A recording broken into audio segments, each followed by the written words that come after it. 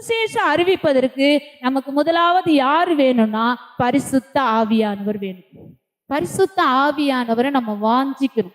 பரிசுத்த ஆவியானவரை நம்ம விரும்பணும். அனுதினமும் அவரோட நம்ம என்ன பண்ணணும்? சம்பாஷிக்கணும், அவரோட பேசணும், அவரோட தனித்து அவரோட உறவாடணும். அழகா பைபிள் எழுதப்பட்டிருக்கு, நீ அவரோட பேசி பழகி இரு. அந்த வார்த்தை எனக்கு ரொம்ப பிடிக்கும்.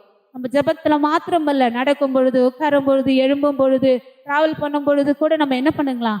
அப்பாவோட பேசி அவரோட பழகி இரு. அந்த அனுபவம் நமக்கு வேணும். பரிசுத்த ஆவியானவர் நமக்குள்ள இருப்பாரானால் நம்ம என்ன பண்ணணுமா? அவரோட கூட பேசி பழகி இருக்கணுமா. நமக்கு பிடிச்ச நபரோ நம்ம கூட இருந்துட்டு நம்ம என்ன பண்ணுவோம்? நம்ம மனசுல இருக்கிறதெல்லாம் பேசுவோம். மனசுல இருக்கிற சந்தோஷம், துக்கம் எல்லாவற்றையும் நம்ம என்ன பண்ணிடுவோம்?